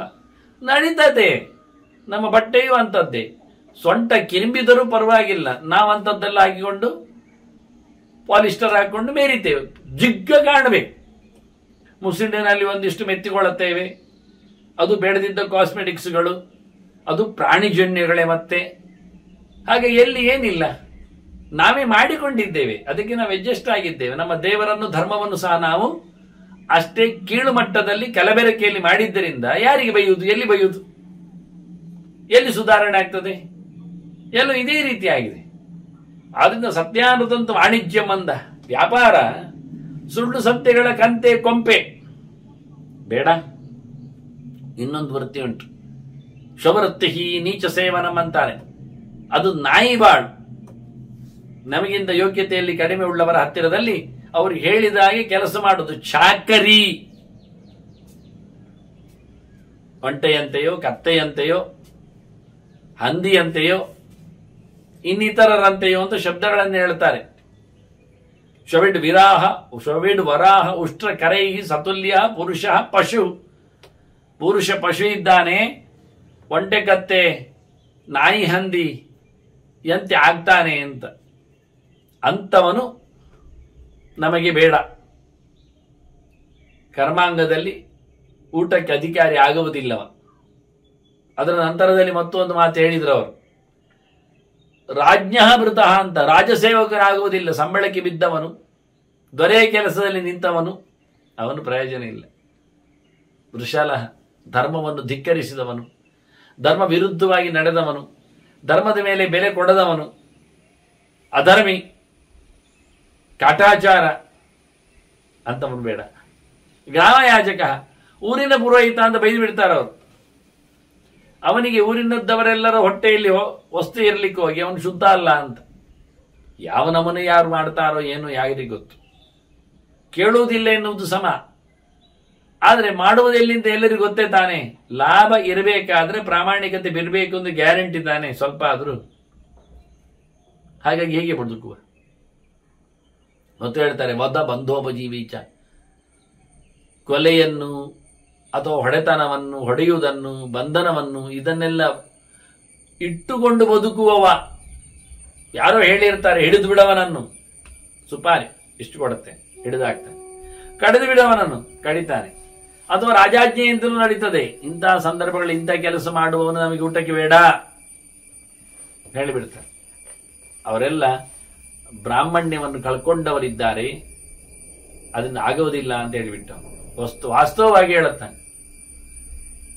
ಮತ್ತೆ ಶ್ರುತಿ ವಿಕ್ರಯಿಣ ಏತು, ಮುಖ್ಯವಾಗಿ ವೇದವನ್ನು ಮಾರುವವ, ದುಡ್ಡಿಗಾಗಿ ಪಾಠ ಮಾಡುವವ, ದುಡ್ಡಿಗಾಗಿ ಪಾರಾಯಣ ಮಾಡುವವ, ದುಡ್ಡಿಗಾಗಿ ವೇದಗಳ ಬಗ್ಗೆ ಹೇಳಿಕೊಂಡು ಬರುವವ. ಒಂದು ದೃಷ್ಟಿಯಿಂದ ವೇದ ಮಾರಾಟಗಾರ. ವೇದ ಮೂರುತಿ ಅಲ್ಲ, ವೇದ ಮಾರುತಿ. ಮಾರುತಿ ಇನ್ನೊಬ್ಬರಿಗೆ ಮಾರು ಬಿಡುತ್ತೀನಿ, ನೀನು ಮಾರಿ ಹಾಕ್ತಿ ಅಂತವರಾಗುವುದಿಲ್ಲ. ಮತ್ತು ಹೇಳುತ್ತಾನೆ ಇನ್ನು ಸಹ, ಪರಪೂರ್ವಾಸಮದ್ಭವ, ಹಿಂದೆ ಮುಂದಿನ ಜಾತಿ ವಿಶೇಷಗಳಲ್ಲಿ ಹುಟ್ಟಿ ಬಂದವರು. ಅಂದ್ರೆ ಒಂದು ದೃಷ್ಟಿಯಿಂದ ವಿಲೋಮದಿಂದ ಬಂದವರು. ಗಂಡ ಅಥವಾ ಗಂಡು ಅದು ಕೆಳಜಾತಿಯಲ್ಲಿದೆ, ಮೇಲ್ಜಾತಿಯಲ್ಲಿ ಹೆಣ್ಣು ಬಂದು ಬಿಟ್ಟಿದೆ. ಇಂತಹ ಸಂದರ್ಭದಲ್ಲಿ ಹುಟ್ಟಿ ಬಂದವರು ಕೆಲವೊಮ್ಮೆ ಗೊತ್ತಿಲ್ಲದೆ ಆಗಿ ಹೋಗುವುದು. ಲೋಕದ ದೃಷ್ಟಾಂತಕ್ಕಿಂತ ಹೆಚ್ಚು ಪುರಾಣ ದೃಷ್ಟಾಂತದಲ್ಲಿ ಆದರೆ ಯಯಾತಿ ಕ್ಷತ್ರಿಯ, ಅವನ ಹೆಂಡತಿ ದೇವಯಾನಿ. ಆದರೆ ಅದು ಕರ್ಮಸಿದ್ಧ ಅಂತ ಹೇಳಿ ಅವನು ಮಾಡಿರತಕ್ಕ ಕೆಲಸದಿಂದ ಆಗಿರತಕ್ಕ ಒಂದು ಚಮತ್ಕಾರ ಅಂತ ತಿಳಿಸಿ ಅದನ್ನು ಮುಂದುವರಿಸಿದ್ದಾರೆ. ದೇವಯಾನಿಯಲ್ಲಿ ಯದುವಂಶ ಬಂದಿದೆ, ಕೃಷ್ಣ ಹುಟ್ಟಿದ್ದಾನೆ ಬಿಡಿ. ಇಂಥವರಾಗುವುದಿಲ್ಲ ಅಂದ, ಅವರಲ್ಲಿ ಬಂದವರಾಗುವುದಿಲ್ಲ. ಮೇಲೆ ಕೆಳಗೆ ಹೋಗಿ ಕೆಳಗೆ ಮೇಲೆ ಆಗಿ ಬಂದಿರತಕ್ಕಂಥ ನೆಲೆಯಲ್ಲಿ ಅದೇ ಗಂಡು ಜಾತಿ ದೊಡ್ಡದಿದ್ದು ಹೆಣ್ಣು ಜಾತಿ ಕೆಳಗಾದ್ರೆ ಅದು ನಡ್ಕೊಳ್ತದೆ, ನಡೀತದೆ, ಮುಂದುವರಿತದೆ. ಆದರೆ ಗಂಡು ಕೆಳಜಾತಿಯಾಗಿ ಬಿಟ್ರೆ ಇಂತಹ ಸಂದರ್ಭಗಳಲ್ಲಿ ಹುಟ್ಟಿ ಬಂದಿರುವವನು ಶ್ರಾದ್ದಕ್ಕೆ ಒಳಪಂಕ್ತಿಗೆ ಅಂತ ನಾನು ಶಬ್ದ ಮತ್ತೆ ಹೇಳುತ್ತೇನೆ ಆ ಶಬ್ದವನ್ನು ಬಳಸುವಾಗ. ಯಾಕೆ ಶ್ರಾದ್ದದಲ್ಲಿ ಪ್ರತ್ಯಬ್ಧಂ ಭೂರಿ ಭೋಜನಾತ್ ಎನ್ನುವ ಶಬ್ದವು ಇರ್ಲಿಕ್ಕೆ ಹೋಗಿ ಎಲ್ಲರಿಗೂ ಊಟ ಹಾಕಿ ಎನ್ನುವುದು ನೆಲೆಯಲ್ಲಿ ಇರ್ಲಿಕ್ಕೆ ಹೋಗಿ ಇದು ಪ್ರತ್ಯೇಕವಾದ ಊಟ, ಅದು ಮಾಸ್ ಊಟ ಎನ್ನುವುದು ಅರ್ಥ ಕಾಣುತ್ತದೆ. ಇದು ಪಡಸಾಲೆಯಲ್ಲಿ ಆಗುವ ಊಟ, ಅದು ಚಾವಡಿಯಲ್ಲಿ ಆಗುವ ಊಟ ಹಿಂದಿನ ಲೆಕ್ಕಾಚಾರದಲ್ಲಿ. ಇದು ಮನೆ ಒಳಗೆ ಆಗುವ ಊಟ, ಅದು ಮನೆ ಹೊರಗೆ ಚಪ್ಪರದಲ್ಲಿ ಆಗುವ ಊಟ ಅಂತ ಮಗದೊಂದು ಲೆಕ್ಕಾಚಾರದಲ್ಲಿ ಹೇಳುವುದಾದ್ರೆ, ಇದು ಪಿಂಡ ಪ್ರದಾನ ಆಗ್ತಾ ಇರುವಾಗ ಆಗುವ ಊಟ, ಅದು ಆದ ಬಳಿಕ ಮಂತ್ರಾಕ್ಷದ ಬಳಿಕ ಆಗುವ ಊಟ ಅಂತ ಮತ್ತೆ ಕರಿಬಹುದು. ಹೀಗೆ ಒಳಗೆ ಹೊರಗೆ ಆಗುವ ಮಂತ್ರಾಕ್ಷದ ಪೂರ್ವದಲ್ಲಿ ಮತ್ತೆ ಆಗತಕ್ಕಂತಹ ಲೆಕ್ಕಾಚಾರದಲ್ಲಿ ಬಂಧು ಭಗಿನಿಯರ ಜೊತೆ ಊಟ ಆಗುವಂತದ್ದು ಹೊರಗೆ ಮತ್ತೆ ಅದು ಮಂತ್ರಾಕ್ಷದ ಕಾಲದ ನಂತರ. ಒಳಗೆ ಆದ್ರೆ ಬಂಧು ಭಗಿನಿಯರಿಗೆ ಅಲ್ಲ ಹೇಳಿದ್ದೇವೆ, ನಾವು ಮಿತ್ರವರ್ಗಕ್ಕಲ್ಲ ಅಂತ ತಿಳಿಸಿದ್ದೇವೆ.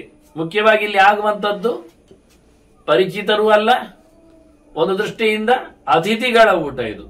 ಆದ್ರೆ ಅಭ್ಯಾಗತರೆ ಇಂತಹ ಸಂದರ್ಭದಲ್ಲಿ ಹೇಳತ ಅಂತವರಾಗುವುದಿಲ್ಲ ಹೇಳಿ. ಅಸಮಾನಾನ್ ಯಾಜಯಂತಿ ಪತಿತಾಸ್ತೆ ಪ್ರಕೀರ್ತಿತ. ಮತ್ತೆ ಸರಿ ಇಲ್ಲದವರನ್ನು,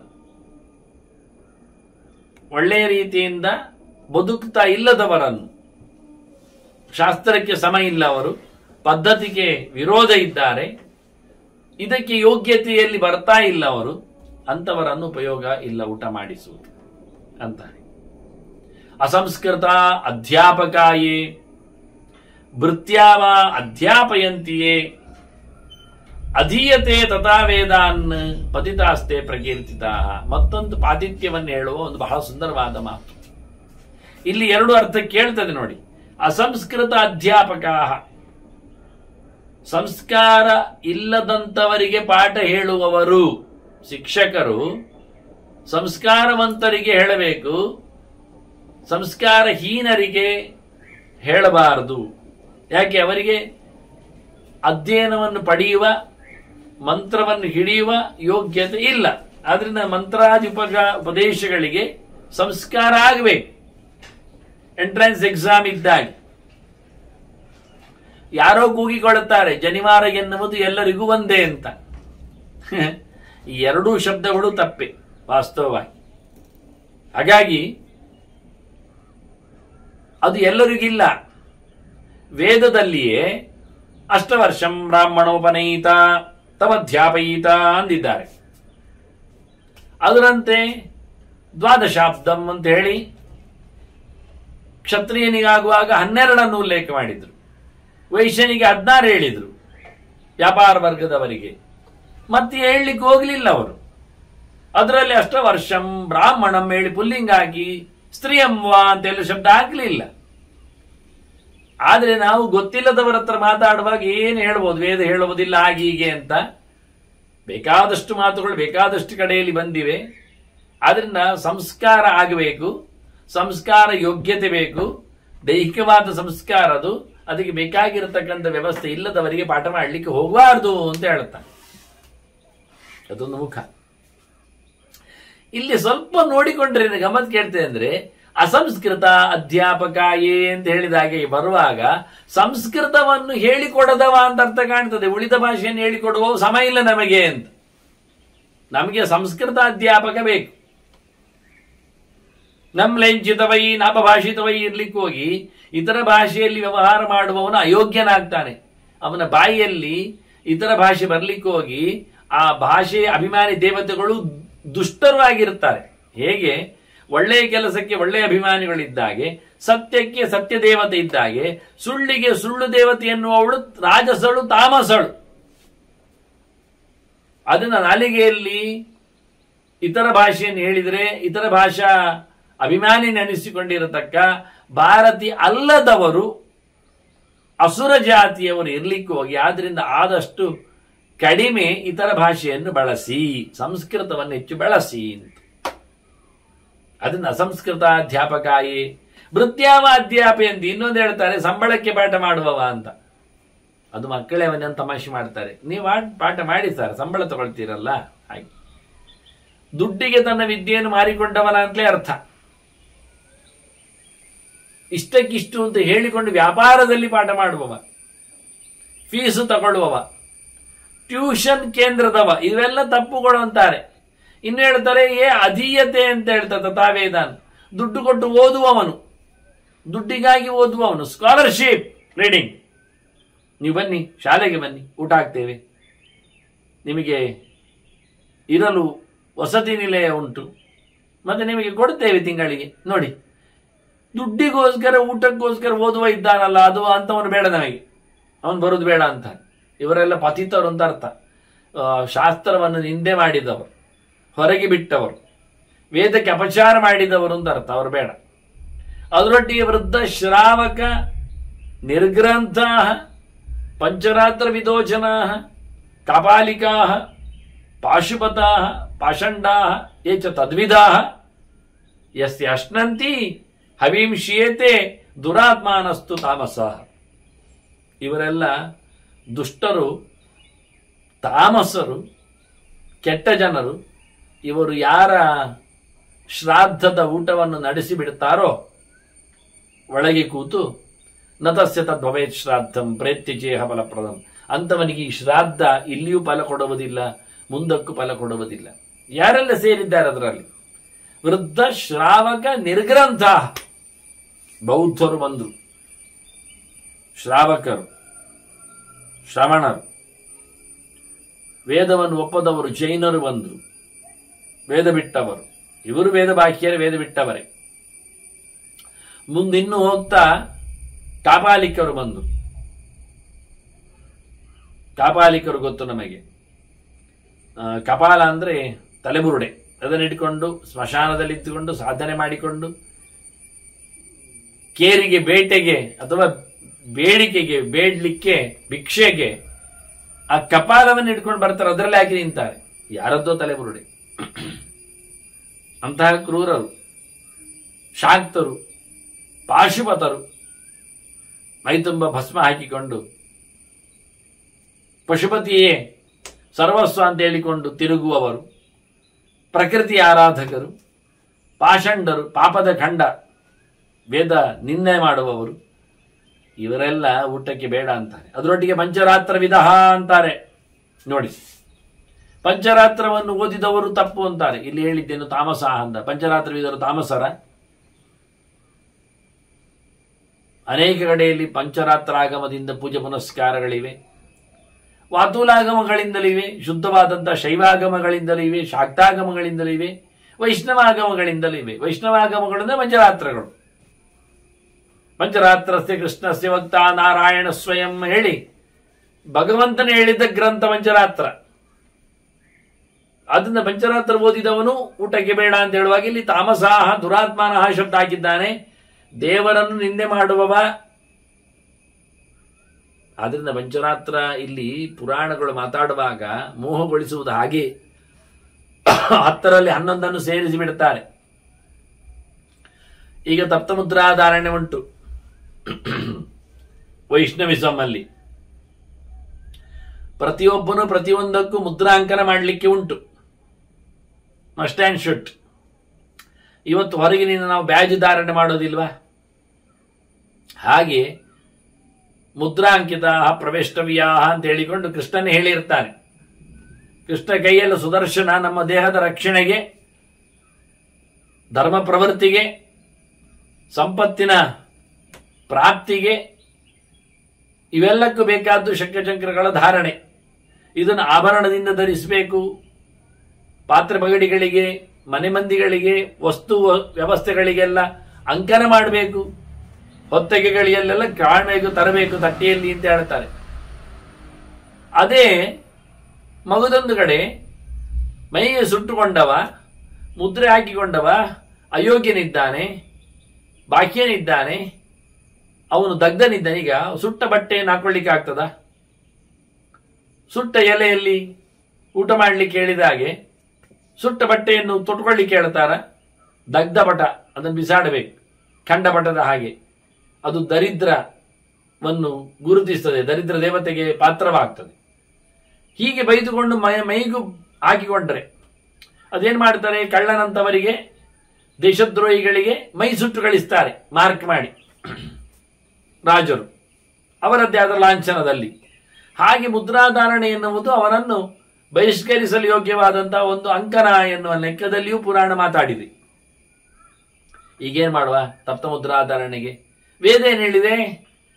ವೇದ ಹೇಳುವಾಗ ಅತಪ್ತ ತನೋನ ತದಾಮೋ ಅಷ್ಟತೆ ಹೇಳಿ ಭಗವದ್ ಆನಂದವನ್ನು ಪಡೀಲಿಕ್ಕೆ ಅವನ ಅಯೋಗ್ಯನಾಗ್ತಾನೆ ಮುದ್ರಾಧಾರಣೆ ಮಾಡದವ ಅಂತ. ಅನೇಕ ಸಂಗತಿಗಳ ಬಗ್ಗೆ ನಾನು ಸಂಧ್ಯಾ ಸಮೀಕ್ಷೆಯಲ್ಲಿ ಕೊಟ್ಟಿದ್ದೇನೆ. ಆದ್ರಿಂದ ಪುರಾಣಗಳೇ ಬೇಕು ಬೇಡ ಎರಡನ್ನು ಹೇಳ್ತದೆ. ಹೀಗಾಗಿ ಇದು ಎರಡನ್ನು ನಾವು ಗಮನಿಸಿದಾಗ ವೇದ ಧರ್ಮ ಯಾವುದನ್ನು ಒಪ್ಪಿದೆ? ಇತಿಹಾಸ ಪುರಾಣ ಪಂಚಮ ವೇದಾನಾಂ ವೇದ ಅಂತ ಪಂಚರಾತ್ರಕ್ಕೆ ವೇದಸ್ಥಾನವನ್ನು ಕೊಟ್ಟಿದೆ ವೇದ. ಭಾರತಂ ಪಂಚರಾತ್ರಂಚ ಮೂಲ ರಾಮಾಯಣ ತಥಾ ಇತಿಹಾಸ ಇದು ಪ್ರೋಕ್ತ ಅಂತ ಅದನ್ನು ಇತಿಹಾಸ ಅಂತ ಕರೆದು ಇವತ್ತು ಮಹಾಭಾರತ ಏನಿದೆ ಅದು ಪಂಚರಾತ್ರದ ಒಂದು ಸಾರ, ಒಂದು ತುಣುಕು, ಒಂದು ತುಂಡು. ಗೀತೆ ಎನ್ನುವುದು ಪಂಚರಾತ್ರಕ್ಕೆ ಮೂಲ. ಆದ್ರಿಂದ ಗೀತಾ ಜ್ಞಾನ ಉಳ್ಳವನು ಅವನು ಊಟಕ್ಕೆ ಬೇಡ ಹೇಳಿದಾಗ ಆಗ್ತದೆ ಪಂಚರಾತ್ರದ ಡಿನೈನಿಂಗ್. ಅಂದ್ರೆ ಅದೇನ್ ಮಾಡಿದ್ದು, ಬೇಕು ಅಂತ ಸಿದ್ಧಾಂತ ಚಿಂತನೆ ಮಾಡಿ ಹೇಳಿ ಮೋಹಗೊಳಿಸ್ಲಿಕ್ಕೆ ಈ ಶಬ್ದಗಳ ಮಧ್ಯೆಯಲ್ಲಿ ಬಳಸ್ತಾರೆ, 10ರಲ್ಲಿ 11 ಅಂತ ಹೇಳಿಕೊಂಡು.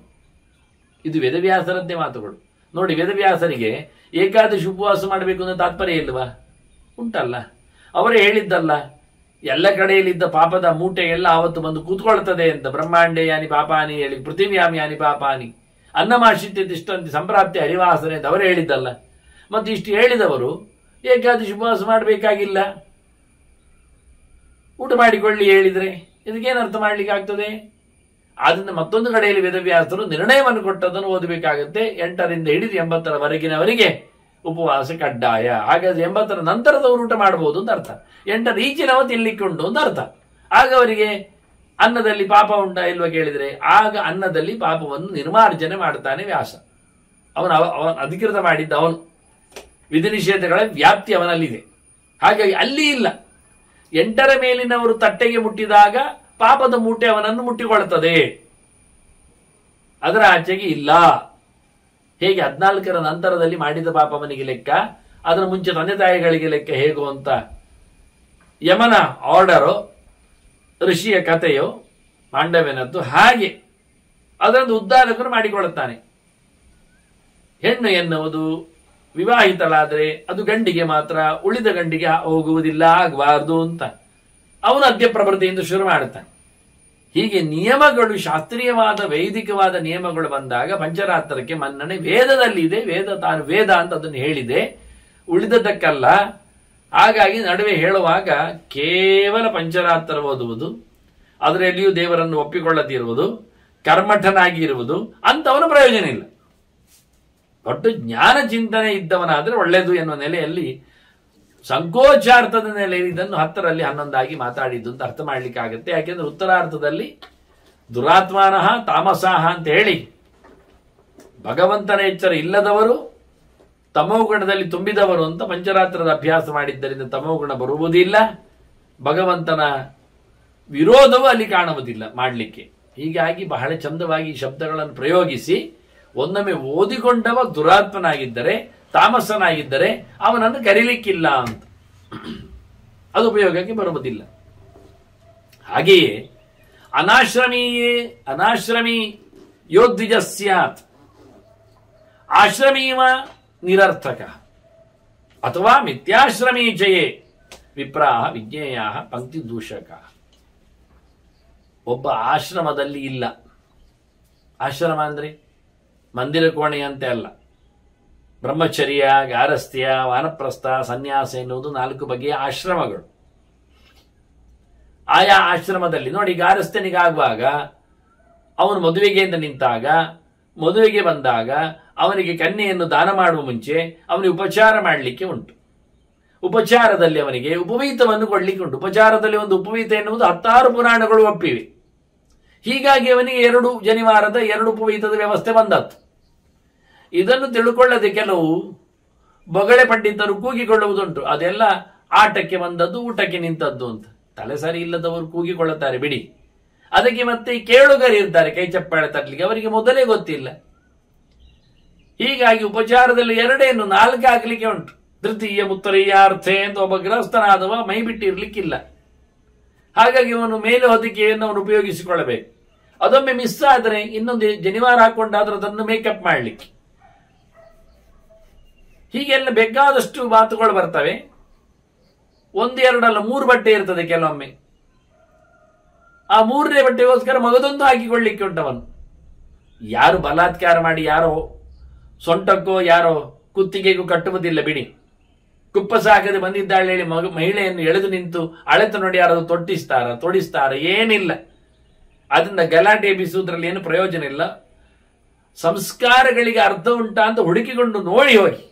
ಒಂದು ಪುಸ್ತಕದಲ್ಲಿ ಇಲ್ಲ ಅಂದ ತಕ್ಷಣ ಇಲ್ಲ ಹೇಳುವಷ್ಟು ಮೂರ್ಖರಾಗದೆ, ಸಾವಿರಾರು ಹೊತ್ತಗೆಗಳಲ್ಲಿ ಇಲ್ಲದಿದ್ರೂ ಇರಬಹುದು ಅದರ ರಾಜಿನ ಒಂದು ಹೊತ್ತಗೆಯಲ್ಲಿ ಓದಲಿಕ್ಕೆ ಕಲಿಬೇಕಾಗ್ತದೆ. ಆದ್ರಿಂದ ಆಶ್ರಮ ಇದೆ, ಆಶ್ರಮ ಧರ್ಮಗಳಿವೆ. ಸನ್ಯಾಸಿಗೆ ಉಪವೀತದ ತ್ಯಾಗ ಅವನ ದಂಡದಲ್ಲಿ ಸಿಕ್ಕಿಸುವ ಕಥೆ ಇದೆ. ಇವನ್ನೆಲ್ಲ ಅರ್ಥ ಮಾಡಿಕೊಳ್ಬೇಕು.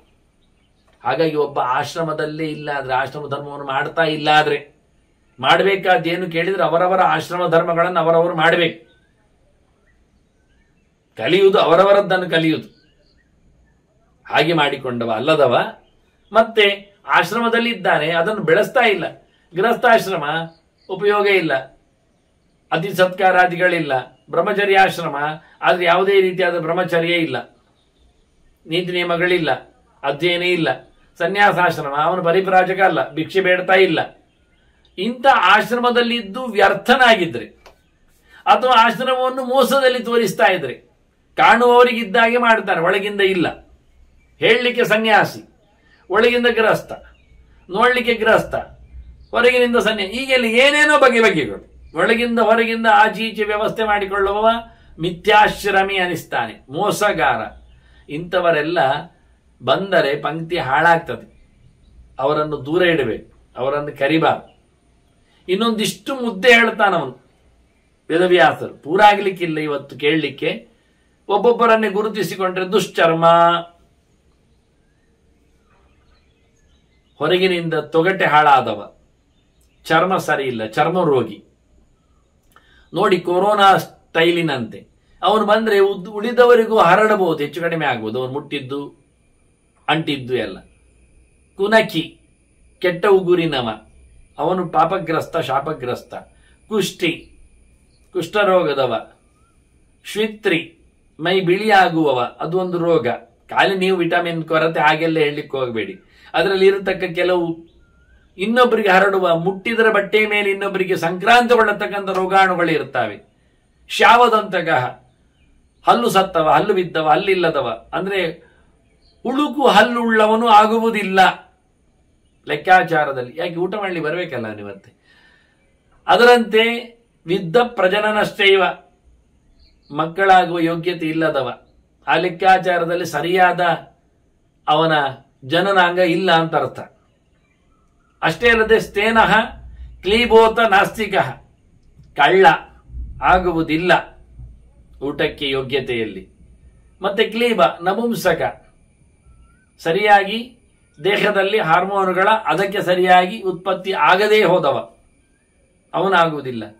ವೇದವನ್ನೊಪ್ಪದವ, ದೇವರನ್ನು ನಂಬದವ ನಾಸ್ತಿಕ, ಖಂಡಿತ ಬೇಡ, ಅವನಿಯಾಗೆ ಶ್ರಾದ್ದದ ಊಟ. ಮದ್ಯಪ, ಸುರಾಪಾನ ಮಾಡುವವ ಅಯೋಗ್ಯ. ವೃಷಲೀಸಕ್ತ, ಕೆಟ್ಟ ಹೆಂಗಸಿನ ಜೊತೆಯಲ್ಲಿ, ಕೊಳುಕು ಹೆಂಗಸಿನ ಜೊತೆಯಲ್ಲಿ, ಯದ್ವಾ ತತ್ವ ಪ್ರವೃತ್ತಿ ಉಳ್ಳಂತಹ ಧರ್ಮ ಬಿಟ್ಟಿರತಕ್ಕ ಹೆಂಗಸಿನ ಜೊತೆಯಲ್ಲಿ ಆಸಕ್ತನಾದವನು ಪ್ರಯೋಜನ ಇಲ್ಲ. ವೀರಹ, ಭ್ರೂಣವನ್ನು, ಗಂಡು ಸಂತಾನವನ್ನು, ವ್ಯಕ್ತಿಯನ್ನು ಕೊಲೆ ಮಾಡಿದವ, ಕೊಲೆ ಮಾಡುವವ. ದಿದಿಶೂಪತಿ, ವಿಧವೆಯ ಗಂಡ, ಮದುವೆಯಾಗಿ ಗಂಡ ಸತ್ತಿದ್ದಾನೆ, ಹೆಂಗಸನ್ನು ಮತ್ತೆ ಮದುವೆಯಾಗಿ ಕೊಂಡವನು ಶ್ರಾದ್ದಕ್ಕೆ ಬೇಡ. ಅದರೊಟ್ಟಿಗೆ ಆಗಾರದಾಹಿ, ಬೆಂಕಿ ಹಾಕಿದವ ಮನೆಗೆಲ್ಲ, ಕ್ರೂರಿಯವ. ಕುಂಡಾಶಿ, ಮತ್ತೊಂದು ಗಮ್ಮತ್ತಿದೆ. ಗಂಡ ಇದ್ದಾನೆ, ಮಗು ಮಾಡಲಿಕ್ಕೆ ಅವನು ಸಮರ್ಥನಲ್ಲ, ಬೇರೊಬ್ಬನಿಂದ ಮಗುವಾಯ್ತು, ಅಂತವನನ್ನು ಕುಂಡ ಅಂತ ಕರೀತಾರೆ. ಅದು ಮುಂದಕ್ಕೆ ವಿರೋಧಿಸ್ತಾನವನು. ಅಂತವರು ಊಟ ಹಾಕಿದ್ದನ್ನು ತಿಂದು ಬರುವವ, ಅಂಥದ್ರಲ್ಲಿರುವ ಈ PGಯಲ್ಲೆಲ್ಲ ಆಗ್ತದೆ ಕೆಲವೊಮ್ಮೆ. ಅವನು ಬೇಡ ನಮಗೆ ಅಂತಾನೆ, ಗುಂಡಾಶಿ. ಅದರೊಟ್ಟಿಗೆ ಸೋಮ ವಿಕ್ರಯಣ ದ್ವಿಜಾಹ, ಹೋಮ ಮಾಡಲಿಕ್ಕೆ ಸೋಮರಸ ಬೇಕು. ಸೋಮರಸಕ್ಕೆ ಸೋಮ ಬಳ್ಳಿ ಬೇಕು, ಅದು ಅಮೃತ ಬಳ್ಳಿ ಹಾಗೆ ಇದೆ, ಅದು ಬೇರೆ. ಅದನ್ನು ಮಾರಾಟ ಮಾಡಿದವನು ಆಗುವುದಿಲ್ಲ. ಯಜ್ಞಕ್ಕೋಸ್ಕರ ಸೋಮ ಬಳ್ಳಿಯನ್ನು ಮಾರಾಟ ಮಾಡಲಿಕ್ಕಿಲ್ಲ, ತಂದು ಕೊಡುವುದು, ತಂದು ಕೊಡ್ಲಿಕ್ಕೆ ಅಷ್ಟೇ. ಅವನು ಸನ್ಮಾನ ಮಾಡ್ತಾನೆ, ಗೌರವಿಸ್ತಾನೆ, ಅದು ವಿಷಯ ಬೇರೆ. ಸೋಮರಸವನ್ನು ಕೊಡ್ತಾನೆ, ಪಾಲು ಸಿಗುತ್ತೆ. ಅದು ಬಿಟ್ಟು ಯಜ್ಞ ಬಳ್ಳಿಯನ್ನು ಮಾರಾಟ ಮಾಡಲಿಕ್ಕೆ, ಅದನ್ನು ಒಂದು ವೃತ್ತಿಯಾಗಿಸಿಕೊಳ್ಳಿಕ್ಕಿಲ್ಲ. ಕೆಲವರು ವೀಳ್ಯದೆಲೆಯನ್ನು ಹಾಗೆ ಮಾಡ್ತಾರೆ, ಮಾರುವುದಿಲ್ಲ. ಅದೇ ಲೆವೆಲ್ ಅಲ್ಲಿ ಲಕ್ಷ್ಮಿ ಇದ್ದಾಳೆ ಹೇಳಿಕೊಂಡು ಬೇಕಾದ್ರೆ ತಗೊಂಡೋಗಿ ಕೊಟ್ಟು ಬಿಡ್ತಾರೆ, ಹೊರತು ದುಡ್ಡು ತಗೊಳ್ಳೋದಿಲ್ಲ ಅದಕ್ಕೆ. ಲಕ್ಷ್ಮಿಯನ್ನು ಮಾರಬಾರದು ಅಂತ ಹೇಳಿ. ಅದರಂತೆ ಪರಿವೇತ್ತ ತಥಾ ಹಿಂಸ್ರ, ಪರಿವೇತ್ತ, ಅಣ್ಣನಿಗೆ ಮದುವೆ ಆಗಲಿಲ್ಲ, ತಮ್ಮ ಮದುವೆ ಆಗಿದ್ದಾನೆ ಅಂತವನು ಪರಿವೇತ್ತ ಅಂತ ಅರ್ಥ. ಅವನು ಪರಿವೇತ್ತ, ಇವನು ಪರಿವಿತ್ತಿ. ತಮ್ಮ ಮದುವೆ ಆಗಿದ್ದಾನೆ, ಅಣ್ಣ ಮದುವೆ ಆಗದವಿದ್ರೆ ಅಣ್ಣನು ಬರ್ಲಿಕ್ಕಿಲ್ಲ ಊಟಕ್ಕೆ. ಪರಿವೇತ್ತ, ಪರಿವಿತ್ತಿ ಇಬ್ಬರು ಊಟಕ್ಕೆ ಬೇಡ. ಹಿಂಸ್ರ, ಹಿಂಸೆ ಮಾಡುವವ, ಕ್ರೂರಿ. ನಿರಾಕೃತಿ. ಈ ಶಾಸ್ತ್ರಗಳನ್ನೆಲ್ಲ ಬಿಟ್ಟವ, ಯಾವುದೇ ಪ್ರಕಾರದಲ್ಲಿ ಅವನಿಗೆ ಸೈದ್ಧಾಂತಿಕವಾದ ಶಿಸ್ತುಬದ್ಧತೆ ಇಲ್ಲ, ಅಂಥವನು ಸರಿ ಇಲ್ಲ ನಮಗೆ. ಪೌನರ್ಭವ, ಒಂದು ದೃಷ್ಟಿಯಿಂದ ಗಂಡ ಅಲ್ಲ, ಉಪಗಂಡ, ಉಪಪತಿ, ಅವನಿಂದ ಹುಟ್ಟಿ ಬಂದವನು ತಪ್ಪೆ, ನಮಗೆ ಆಗುವುದಿಲ್ಲ. ಮತ್ತೆ ನೋಡಿದ್ರೆ ಕುಸೀದೀಚ, ಬಡ್ಡಿ ದುಡ್ಡು ತಿನ್ನುವವ, ಒಂದಿಷ್ಟು ತಲೆ ಹೊಡೆದುಕೊಂಡು ಅದರಿಂದಲೇ ತನ್ನ ವ್ಯವಸಾಯವನ್ನು ನಡೆಸಿಕೊಡುವವ, ಅಂಥವನು ಊಟಕ್ಕಾಗುವುದಿಲ್ಲ. ನಕ್ಷತ್ರ ದೂಷಕ, ನಕ್ಷತ್ರ ದರ್ಶಕ ಆ ಲೆಕ್ಕಾಚಾರದಲ್ಲಿ, ಜ್ಯೋತಿಷಿ ಅಂತ ಅರ್ಥ. ಅವನು ಊಟ ಮಾಡಲಿಕ್ಕೆ ಬೇಡ, ನಮಗೆ ಆಗುವುದಿಲ್ಲ, ಉಪಯೋಗಕ್ಕೆ ಬರುವುದಿಲ್ಲ. ಇನ್ನು ಗೀತವಾದಿತ್ರ ನಿರತಃ, ಸಂಗೀತದಲ್ಲಿ ಕೂತವನಿಗೆ ಶ್ರಾದ್ದದ ಊಟ ಬೇಡ ಅಂತಾರೆ. ಅವನ ಅದರಲ್ಲೇ ಇರುವುದಲ್ಲ, ಸಾಕು ಅವನಿಗೆ ವೇದೆಯಲ್ಲಿ ವೇದಾಂತ ಇಲ್ಲಿ ಅವನಿಗೆ. ವಾದಿತ್ರ, ಬಡುವುದು, ಗುಣಿಯುವುದು, ಇಂಥವರಿಗೆಲ್ಲ, ನರ್ತಕರಿಗೆ, ವಾದ್ಯದವರಿಗೆ, ಸಂಗೀತದವರಿಗೆ, ಈ ಹುಚ್ಚು ಉಳ್ಳವರಿಗೆಲ್ಲ ವೇದಾಂತ ಬೇಡ, ವೇದಾಂತದ ಗಂಧಗಾಳಿ ಇರುವುದಿಲ್ಲ, ದೇವರ ಸುದ್ದಿ ಬೇಡ ಅವರಿಗೆ. ಓದಿಕೊಂಡಿದ್ದರವರಿಗೆ ಅದರಲ್ಲಿ ಆಸಕ್ತಿ, ಇಡೀ ದಿನ ಕೊಳಲು ಉತ್ತಾ ಇರ್ತಾನೆ ಬೇಕಾದ್ರೆ, ಸತ್ತ ಮನೆಯಲ್ಲಿ ಕೇಳತಕ್ಕ ದೊಡ್ಡ ರಾಗದಂತೆ. ಮಾರ್ನಿಂಗ್ ಅಲ್ಲ, ಮೋರ್ನಿಂಗ್, ಅದೊಂದು ನಮೂನೆ ಶೋಕಗೀತೆ. ಒಬ್ಬ ಯೋಗ್ಯನಾದವನ ಮನೆಯಲ್ಲಿ ಇದೆಲ್ಲ ಕೇಳ್ತಾ ಇರಬೇಕಾ? ಇದೊಂದು ಬೇಕಾ ಮುಖ್ಯವಾಗಿ ವೃತ್ತಿಗಳು ನಮಗೆ? ಹಾಗಾಗಿ ಬಡಿತಾ ಇರುವುದು, ಬೊಗಳ್ತಾ ಇರುವುದು, ಕೂಗ್ತಾ ಇರುವುದು, ಯಾವತ್ತು ನೋಡಿದ್ರು ಗುಡುಗುವುದು, ಏನೋ ಡಬ್ಬು ನೋಡದೆ ಬಂದೆಯೋ ಹೇಳಿಕೊಂಡು ಅದನ್ನ ಹೇಳ್ತಾ ಇರುವುದು, ಎಂಥದಕ್ಕೆ ಗೊತ್ತಿಲ್ಲ, ಪ್ರಯೋಜನ ಇಲ್ಲ. ತಪ್ಪು ನೋಡದೆ ಬಂದೆಯ, ಡಬ್ಬು ಅಂದ್ರೆ ಅದು ತೆಲುಗಿನಲ್ಲಿ ಡಬ್ಬು ಅಂದ್ರೆ ದುಡ್ಡು ಅಂತ. ಹಾಗೆ ತಪ್ಪು ನೋಡದೆಯ, ಡಬ್ಬು ನೋಡದೆಯ, ಡಬ್ಬಿ ನೋಡದೆಯ, ಅವನು ಡಬ್ಬಿ ಅಂತ ಯಾವ್ಯಾವುದೋ ಪಾಠಾಂತರಗಳು, ಯಾವ್ಯಾವುದೋ ಗುಣಗಳು, ಯಾವುದೋ ಹಾಡುಗಳು, ಯಾವುದೋ ವ್ಯವಸ್ಥೆಗಳು. ಆದ್ರೆ ಅದರಲ್ಲೇ ತದ್ಮೇನಾದವರ ಊಟಕ್ಕೆ ಕರಿಬೇಡ ಅಂದ. ವ್ಯಾಧಿತಃ, ರೋಗಿ ಆಗುವುದಿಲ್ಲ. ಕಾಣಯೇವಚ, ಕಣ್ಣು ಸಮ ಇಲ್ಲದವ, ಮೆಳ್ಳೆ ಕಣ್ಣಿನವ, ಕುರುಡ ಬೇಕಾದ್ರೆ. ಹೀನಾಂಗಷ್ಟ ಅತಿರಿಕ್ತಾಂಗ, ಇನ್ನೇನು ಕಮ್ಮಿ ಆಗಲಿ ಹೆಚ್ಚಾಗಲಿ, ಅಂಗ ಊನ ಅಂಗಾಧಿಕ್ಯ, ಎರಡು ಪ್ರಯೋಜನ ಇಲ್ಲ ಅಂತಾನೆ. ಒಂದು ಬೆರಳು ಹೆಚ್ಚಿತ್ತು, ಅವನಿಗೆ ಊಟ ಬೇಡ ಅಂತ ನೋಡಿ. ಅತಿರಿಕ್ತಾಂಗನು ಅಯೋಗ್ಯ, ಅವನು ಯೋಗ್ಯಲೇ, ಬಾರಿ ಗಮ್ಮತ್ತುಂಟು ಮಾರಾಯ ಹೇಳಿ, ಅದಲ್ಲ ಹೇಳ್ತಾರೆ. ಅತಿರಿಕ್ತಾಂಗವು ಏನೋ ಹೆಚ್ಚು ಕಡಿಮೆ ಆದದ್ದು, ನ್ಯೂನಾಂಗವು ಏನು ಹೆಚ್ಚು ಕಡಿಮೆ ಆದದ್ದು, ಕೈ ಕಾಲು ಯಾವುದೋ ಒಂದರಲ್ಲಿ ಏನೋ ಒಂದು ಕಮ್ಮಿ ಹೆಚ್ಚು ಕಮ್ಮಿ ಆದ್ರೆ ಅದು ತಪ್ಪೆ, ಹೆಚ್ಚು ಕಡಿಮೆ ಎರಡೂ ತಪ್ಪೆ. ಅವಕೀರ್ಣಿ ತಥೈವಚ, ಇದು ಒಂದು ದೃಷ್ಟಿಯಿಂದ ಆಗಬಾರದವನು ನಮಗೆ. ಆದಂತೆಯೇ ಹೊರಗೆ ಹಾಕಲ್ಪಟ್ಟವನು. ಎಲ್ಲಿಂದ? ತನ್ನ ಬ್ರಹ್ಮಚರ್ಯವನ್ನೇ ಕಳ್ಕೊಂಡವ, ಬ್ರಹ್ಮಚಾರಿ ಇದ್ದಾನೆ ಅಂತವನನ್ನು ಅವಕೀರ್ಣಿ ಅಂತ ಕರೀತಾರೆ. ಹಾಳಾಗಿ ಹೋದವ, ಬ್ರಹ್ಮಚರ್ಯ ನಷ್ಟನಾದವ. ಕನ್ಯಾದೋಷೀಚ, ಇನ್ನು ಮದುವೆಯಾಗದೆ ಕನ್ಯೆಯನ್ನು ಹಾಳು ಮಾಡಿಬಿಟ್ಟವನು, ಅನಾಚಾರ ಅತ್ಯಾಚಾರಕ್ಕೆ ತೆರಳಿದವನು, ಹೊರಟವನು, ಅವನು ತಪ್ಪೆ. ಈಗ ಮತ್ತೆ ಹೇಳ್ತಾರೆ ಅದರೊಟ್ಟಿಗೆ ಕುಂಡಗೋಲವು. ಕುಂಡ ಅಂದ್ರೆ ನಾನಾಗಿ ಹೇಳಿದೆ, ಗಂಡನಿದ್ದಾಗಲೇ ಹೆಂಡತಿಯಾದವಳು ಗರ್ಭಕ್ಕಾಗಿ ಮಗದೊಬ್ಬನಿಂದ ಸಂತಾನವನ್ನು ಪಡೆದವಳು ಅಂತ, ಹಾಗೆ ಹುಟ್ಟಿ ಬಂದವನು ಪ್ರಯೋಜನ ಇಲ್ಲ. ಗೋಲ ಅಂದ್ರೆ ಗಂಡ ಸತ್ತ ಬಳಿಕ ಹೆಂಡತಿಯಾದವಳು ಇನ್ನೊಬ್ಬನಿಂದ ಮಗನನ್ನು ಪಡೆದ್ರೆ, ಇದ್ದಾಗ ಪಡೆದ್ರೆ ಕುಂಡ, ಸತ್ತಾಗ ಪಡೆದ್ರೆ ಗೋಲ. ಇದೆರಡು ಆಗುವುದಿಲ್ಲ. ಇವೆರಡು ಶಾರ್ಥಕ್ಕೆ ಬರದ ಅಯೋಗ್ಯ ವ್ಯಕ್ತಿಗಳಾಗ್ತಾರೆ. ಅಭಿಶಸ್ತ ಅಥ ದೇವಲಹ, ಅಭಿಶಸ್ತ ಅಂದ್ರೆ ಆರೋಪಕ್ಕೆ ಒಳಗಾದವ, ದೂರು ಹೊತ್ತವ, ತಪ್ಪು ಮೈಯಲ್ಲಿ ಬಿದ್ದುಕೊಂಡವ, ಅಪವಾದಗ್ರಸ್ತ. ಅದು ಪರಿಮಾರ್ಜನೆ ಆಗದಿದ್ರೆ ಹಾಗೆ ಆಗ್ತದೆ. ಹಾಗಾಗಿ ಕೃಷ್ಣ ತನಗೆ ಸಮಂತಕಮಣಿ ಅಪವಾದ ಮಾಡಿದ್ದಕ್ಕೆ ಹೋಗಿ ಮಾಡಿಕೊಂಡು ಬಂದು ನಾನು ಕಳೆದದ್ದಲ್ಲ ಅಂತ ತೋರಿಸಿಬಿಟ್ಟ ಲೋಕಕ್ಕೆ. ಅಲ್ಲ ಅಂತ ಅವನಿಗೆ ಗೊತ್ತಿದೆ, ಲೋಕಕ್ಕೆ ಗೊತ್ತಾಗಬೇಕಲ್ಲ. ದೇವಲಹ ಅಂತಾರೆ, ದೇವರ ಪೂಜೆ ಮಾಡಿ ದುಡ್ಡು ಮಾಡುವವ, ದುಡ್ಡಿಗೋಸ್ಕರ ದೇವರ ಪೂಜೆ ಮಾಡುವವ, ಅವನು ಸರಿ ಇಲ್ಲ. ಮಿತ್ರದೃಕ್ ಪಿಶುನಷ್ಟೈವ, ಮತ್ತು ಹೇಳ್ತಾನೆ ಚಾಡಿಗೋರ, ಕಿವಿ ಹಿಂಡುವವ, ಯಾರ್ಯಾರದ್ದು ಯಾರ್ಯಾವರ ದೂರನ್ನು ಯಾರ್ಯಾರಿಗೂ ಹೇಳಿಕೊಟ್ಟು ಗಲಾಟೆ ಎಬ್ಬಿಸುವವ, ಅವನು ಪ್ರಯೋಜನ ಇಲ್ಲ, ಹೊಟ್ಟೆಗಿಚ್ಚಿನವ ಅಂತ ಅರ್ಥ. ಅದರೊಟ್ಟಿಗೆ ಮಿತ್ರದ್ರೋಹ ಮಾಡುವವ, ಒಪ್ಪಿಕೊಂಡವರಿಗೆ, ವಿಶ್ವಾಸ ಇದ್ದವರಿಗೆ ಅನ್ಯಾಯ ಮಾಡುವವ, ಅವನು ಆಗುವುದಿಲ್ಲ. ಮತ್ತು ನೋಡಿದ್ರೆ ನಿತ್ಯಂ ಭಾರ್ಯಾನು ವರ್ತಕ, ಹೆಂಡತಿ ಹೇಳಿದೆ ಕೇಳುವವ, ಇದು ಒಂದು ತಪ್ಪೆ ಅಂತಾರೆ ಇವರು. ಪ್ರಯೋಜನ ಇಲ್ಲ. ಯಾಕೆಂದ್ರೆ ಸ್ತ್ರೀ ಬುದ್ಧಿ ಎನ್ನುವುದು ಯಾವತ್ತು ಸರಿ ಇರ್ತದೆ ಅಂತ ಇಲ್ಲ, ಮತ್ತೆ ಹಾಗೆ ಆಗಬಾರದು. ಅದಕ್ಕೋಸ್ಕರ ಬಹಳ ಚಂದವಾಗಿ ಇದು ಒಂದು ಅವನದ್ದು ದೌರ್ಬಲ್ಯ. ಇಂಥ ದೌರ್ಬಲ್ಯಗಳಿಂದ ದೂರ ಇದ್ದವನೆಲ್ಲ ನಮಗೆ ಬೇಕು ಅಂತೇಳಿ ಒಂದಿಷ್ಟು ದೊಡ್ಡ ಮಟ್ಟಿನ ಸಾಮಾಜಿಕವಾದ ಕೆಲವು ಮುಖಗಳನ್ನು, ಆರೋಗ್ಯದ ಅಂಗಳಗಳಲ್ಲಿ ಶಾರೀರಿಕ ವಿಜ್ಞಾನದಲ್ಲಿ ಬರತಕ್ಕಂಥ ಕೆಲವು ಆಯಾಮಗಳನ್ನು ವ್ಯಾಸರು ಉಲ್ಲೇಖ ಮಾಡಿದ್ದಾರೆ. ಇನ್ನೂ ಹೆಚ್ಚಿನ ಮಾತುಗಳನ್ನು, ಇನ್ನೂ ಅನಧಿಕಾರಿಗಳ ಪಟ್ಟಿಯನ್ನು ಮತ್ತೊಂದಿಷ್ಟು ಅವರು ನೀಡಲಿಕ್ಕೆ ಉಂಟು. ಅದನ್ನು ಮತ್ತೆ ಸೇರಿದಾಗ ಇನ್ನೊಮ್ಮೆ ಚಿಂತನೆಯನ್ನು ನಡೆಸುವ ವಂದನೆಗಳೊಂದಿಗೆ ಶ್ರೀಕೃಷ್ಣಾರ್ಪಣಸ್ತು. ನಾರಾಯಣ ನಾರಾಯಣ ನಾರಾಯಣ.